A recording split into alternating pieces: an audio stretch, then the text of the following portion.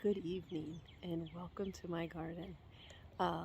Currently, I'm standing on the top of a ladder just because it's a lot easier to get some perspective on the garden if I'm up this high in the air, and I can show you what I have going on a little bit easier. And also, I really wanted to highlight that beautiful crabapple tree that is getting ready to explode at any minute. It's beautiful, kind of reddish pink right now. It's going to be lighter pink here soon in a couple weeks. So we live on 1 acre, and on our 1 acre, we have 8 chickens. We have 5 maple trees that we tap our syrup, and we have a pretty big garden by some. This part that I'm showing you here, actually, yeah. So this part here is the original part of the garden. This down here is our cold. What's directly behind my hat here is the original part of our garden. We've added on along the fence here. We've got a high tunnel down here that we use for our chickens during the winter. We do deep bedding in there. I actually need to mound that compost up, let that start breaking down so that we can top our garden this fall. We've added the brick bed, the black composter. That was an old composter we now use as a garden bed. We added that kind of 20 and 21, summers of 20 and 21. The garden bed beyond that was the first year that we had our chickens, and that's where we wintered them. And then beyond the fence, kind of going up the hill there, is going to be new garden space this year. Last year, towards the end of the season, we were running our chicken tractor over that space and keeping the chickens in one space a lot longer to fertilize the area and dig it up some more.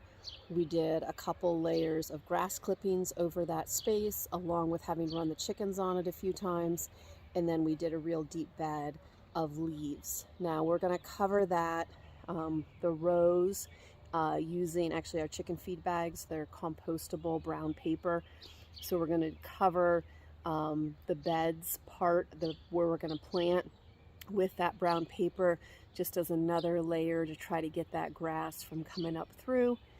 And we're planting there soon, we hope. So we live in Western Pennsylvania. That's zone 6A. Right now we can have cold weather crops out. About mid to end of May is when we tend to get out of our frost dates. So we have a while yet.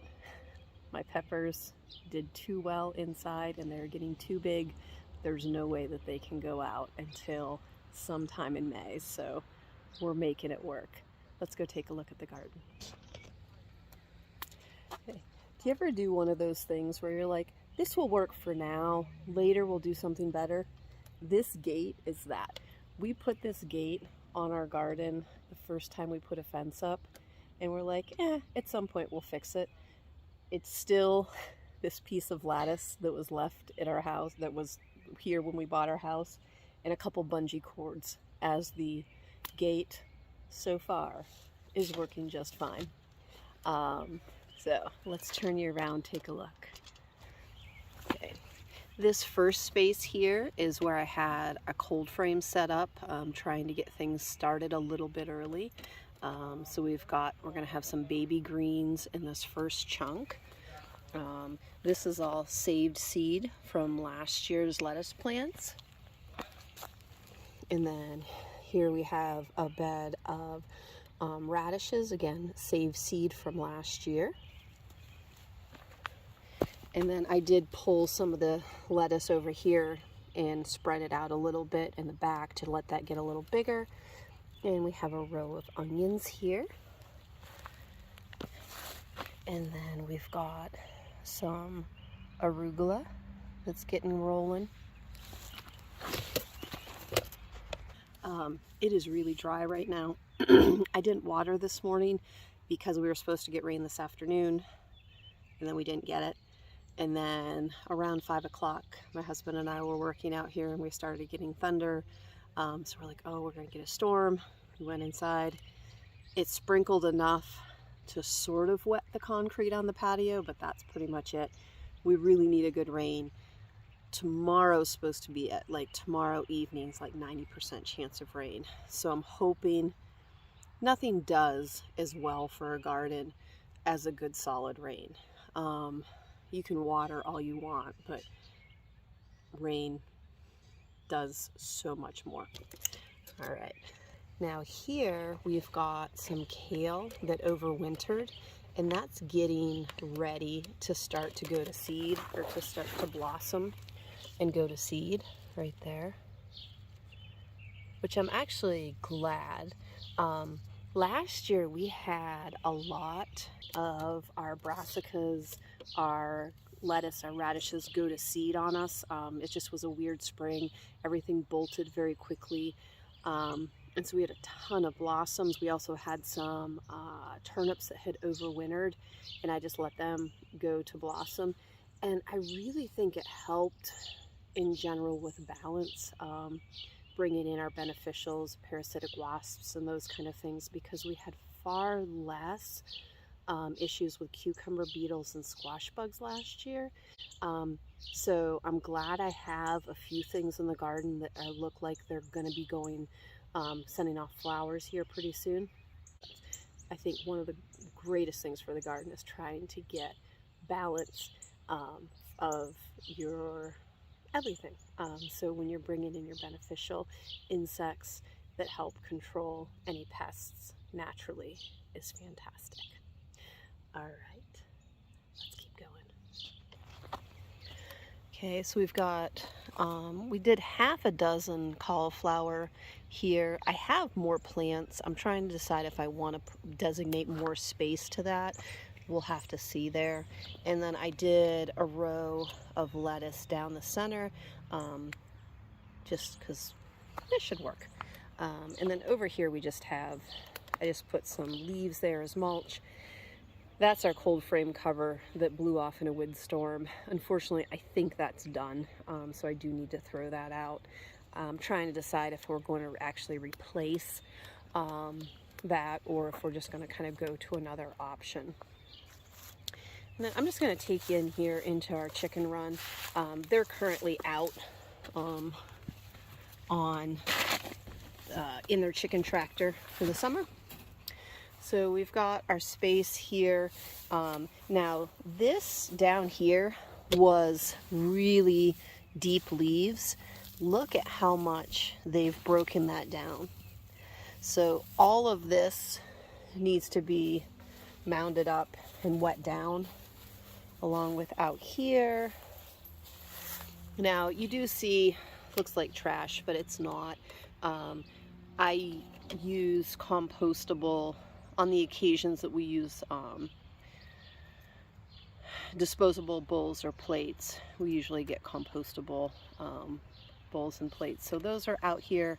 I do a lot of our bread baking, and so I use compostable parchment paper. That is out here. So all of this needs to be mounded up. There's Nala. Hi, Nala. And then right there is our composter.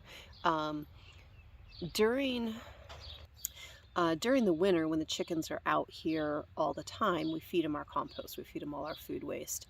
When they're in the yard, for a while we would still do that, but then when we got a puppy, not Nala but Lucky, he started eating anything they didn't eat, because before that we were just like, on the lawnmower, we'll kind of chop it up and it's just gonna break down and go into the soil, and that made him sick. So now we just we fill up that composter.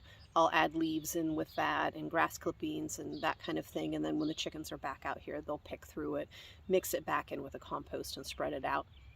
Now something I would like to get done, I'll see if when I have time, I'd like to get it done this week, is one, I want to get all of these leaves mounded up and wet down so they can start breaking down. I would also like in that chunk over there to plant some different greens and turnips and maybe some buckwheat too. Actually, probably not buckwheat yet.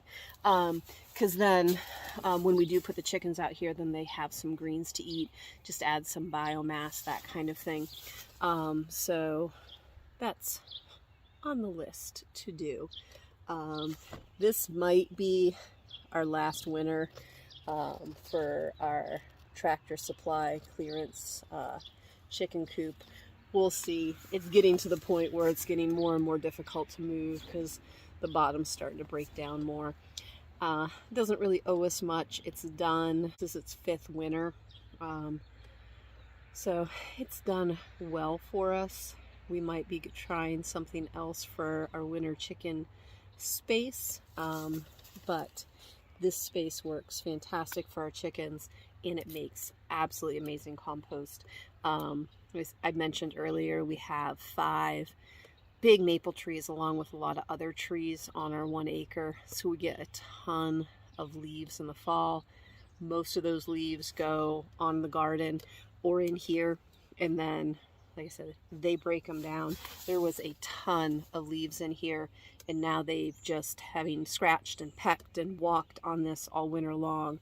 All of those leaves are these little tiny pieces. So hopefully we get that wet, we get that mounded up, and all the little critters, all the organisms that are in there can do their job and get that broken down, heated up, and absolutely gorgeous compost. All right, I'm not going to record myself climbing out of this because it is much less than graceful. Okay, now coming over this way, this was right here, was the first bed that I added to our garden space. So my husband was very set against adding on to the garden. The kids were little. He's like, we don't have the time. But I was out here one day planting, and I'm like, okay, I either need to stop planting or I need to start digging because we don't have enough space for the things we have planned. So he's like, go ahead and start digging. So this was the first add-on, just 1 bed. This here was the original, like this rectangle right here, was the original garden. That was set up when we moved in. It was bricked off.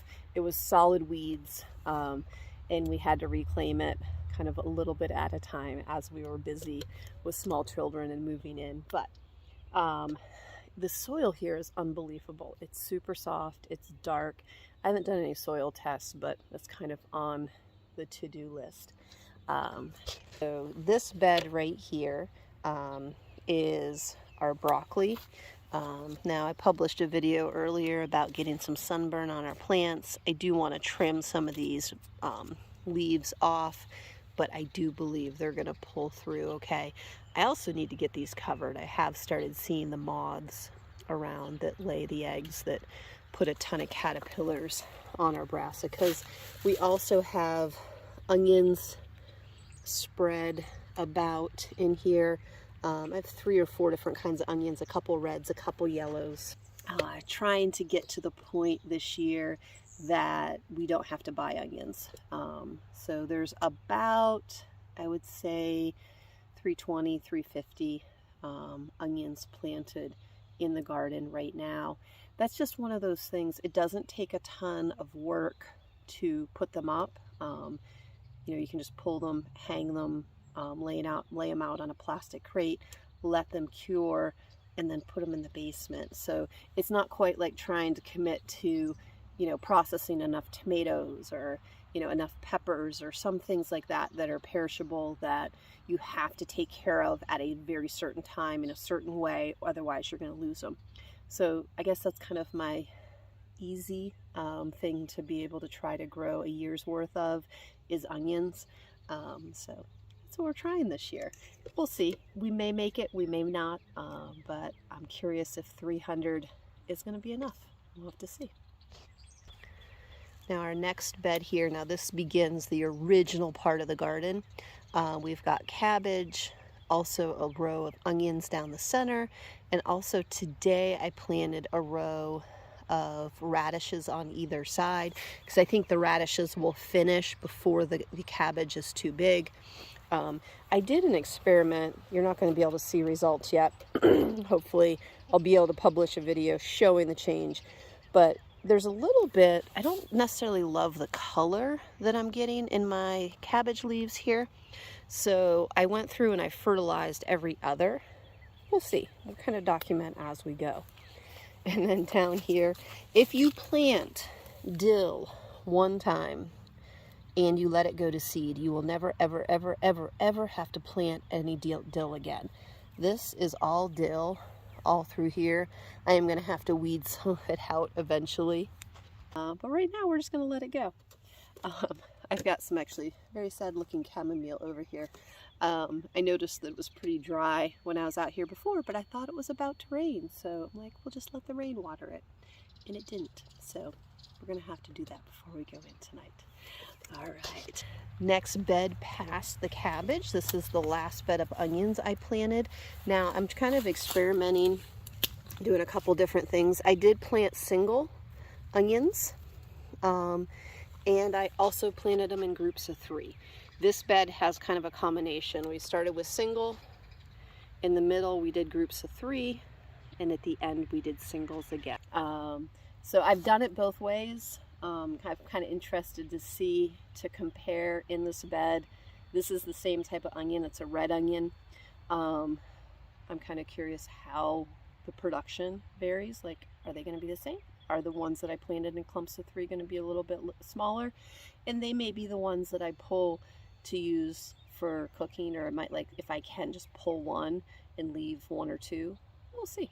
I like experiments. We'll see how it works. The rest of the garden is not planted currently. Or this part of the garden. I did throw a couple peas in there. So far, the first planting of peas, nothing germinated. The second planting of peas, I tried rolling them in white pepper and cayenne because something's eating my pea seeds, I'm fairly certain. And just to see, you know, if something very strong smelling and kind of spicy would deter whatever it is that's consuming my pea seeds. So far, I don't think it worked. The same day I started some in trays, and I planted some in this bed behind me. The trays are up, not every single one. These are not. But I have more control inside. Well, they're outside now, but I have more control over the watering of the trays. I know the soil's saturated, so I have a little bit of hope that maybe some of them are going to germinate, but if they don't, the ones that I started in the trays are my backup. So this bed right here is where we have peas planted. This is some rosemary. We did see some life coming back to it, so I'm pretty sure we are going to get some rosemary to come back. If we don't, we'll see. This is one of the solar stakes that's supposed to help deter the moles and voles in the garden. Not sure if it's working or not. Here we have some thyme that's coming back. I'm going to trim off some of this dead material here. Same thing here, more thyme. Now, these black composters, this is the top to an old black composter that was given to me. The bottom's in another part. It's actually right back there. They grew some absolutely amazing sweet potatoes for us for a couple years. Last year they grew some beautiful sweet potatoes as well that got half eaten by voles, I believe. So this year I'm not going to plant any root vegetable in those. I think I'm going to do cucumbers in this one and mini butternut squash in that one. I'm going to see how that works. I really like them for the sweet potatoes because sweet potatoes like heat. I feel like the black plastic kind of heats that soil up real well. But it's very disheartening to wait all season to see what's growing under the soil. for those sweet potatoes, and to pull out a beautiful sweet potato that's like 2 or 3 pounds that has the center eaten out of it. So I'm not sure where I'm putting my sweet potatoes this year. I have a ton started. I've been, again, experimenting all over the place with different ways to get those started.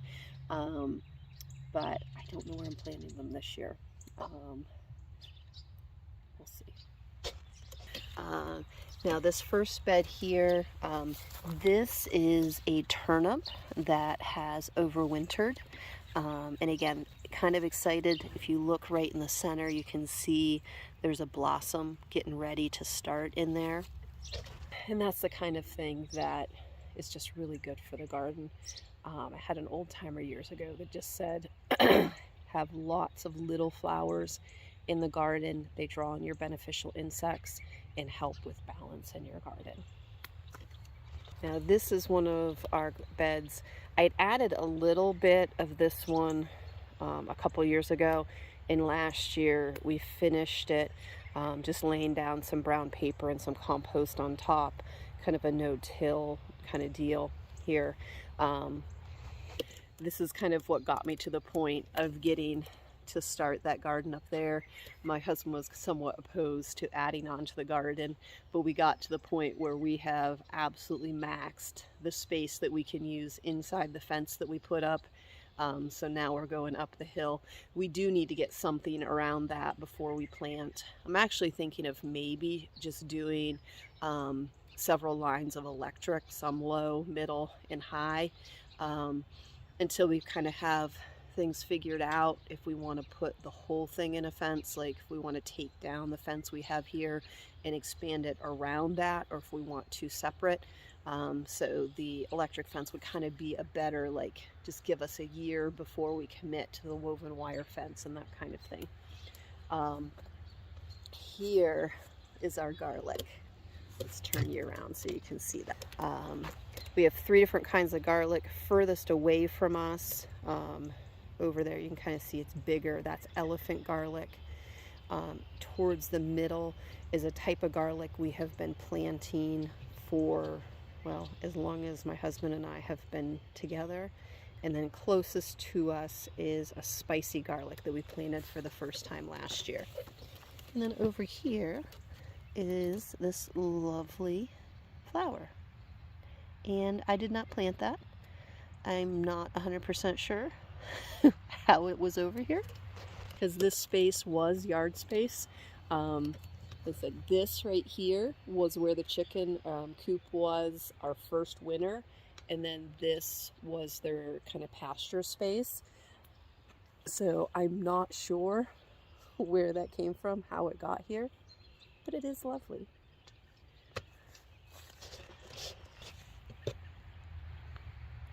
And then here is some more onions. Here we planted them a little more spaced out, more space in between, and a more space in between the rows. So again, kind of, we've got the ones I showed you down there are all in groups of 3. The ones I just showed you are singles, and then I've got a bed over there that's some singles and some triples.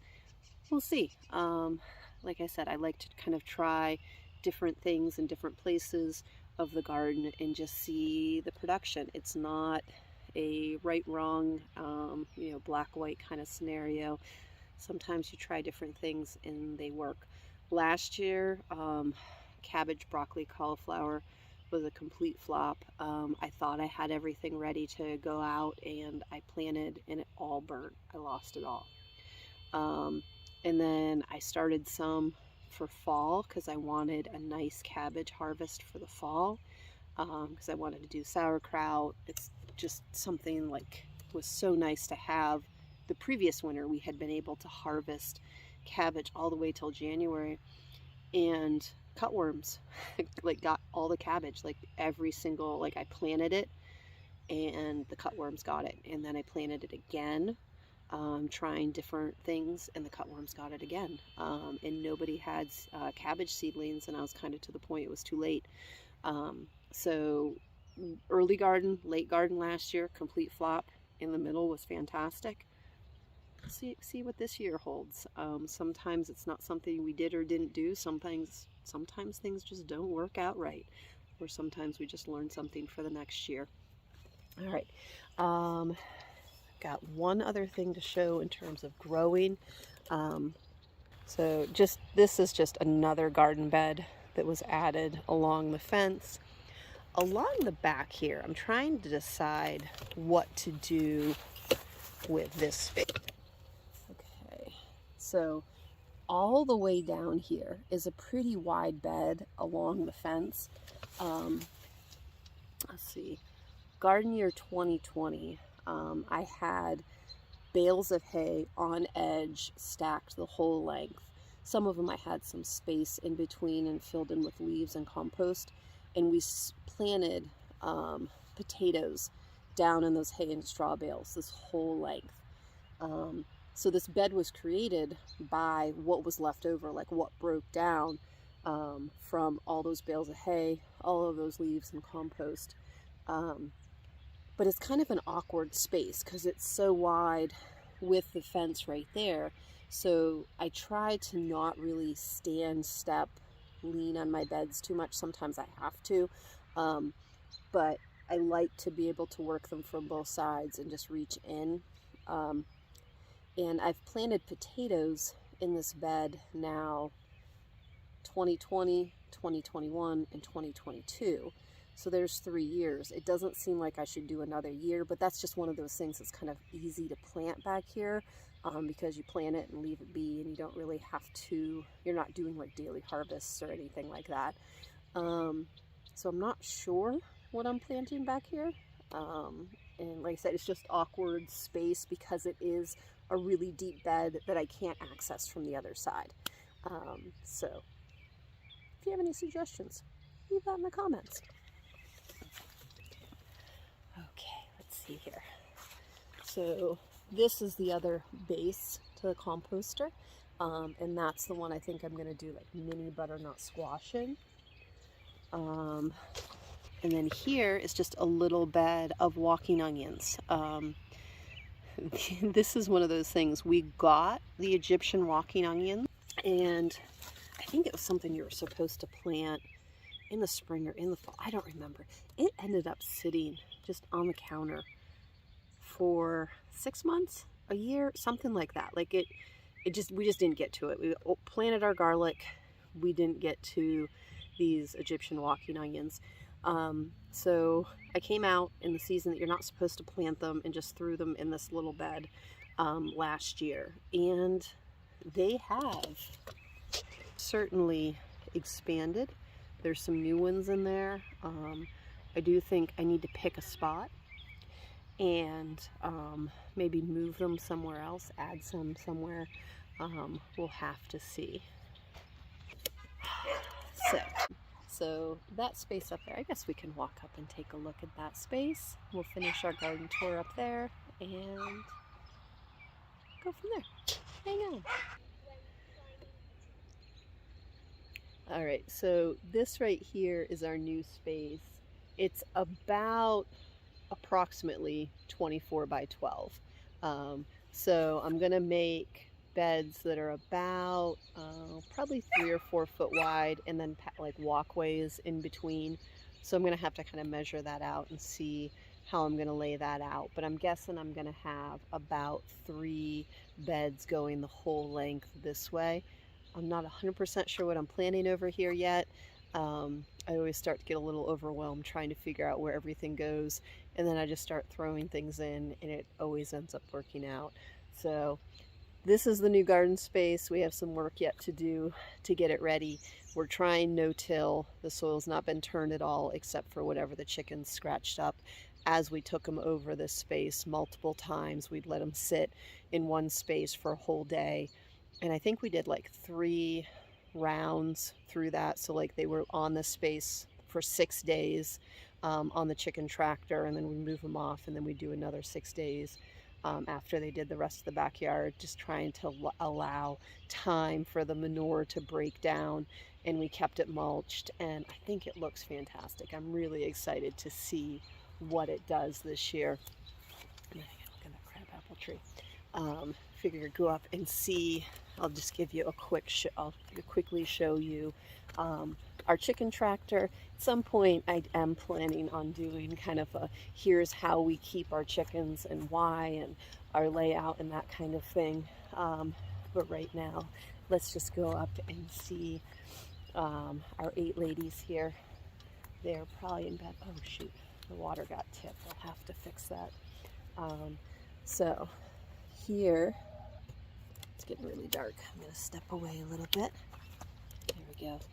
Here is our chicken tractor. It's basically a 8 by 8 by 4 foot high box. Their food and their water hangs in there. We've got a wheel on the back. We typically move it twice every single day. Whoops. That way they're getting, so they've got about 64 feet of grazing space. So every day they're covering about 128 square feet, move throughout the entire yard, so the space has time to replenish. The manure can break down. We never get a really heavy manure load anywhere. And they eat bugs and they're happy. So ladies are already in bed because it is almost dark. Our dogwoods are getting ready to blossom. So whoever planted all the trees in this yard very much was thinking of a very colorful spring. We've got a lilac, we've got a weeping cherry that we think might be dying on us, a couple crabapple trees. I just got crud on my face. Some service berries, some dogwood. It's just a beautiful yard in the spring. All right.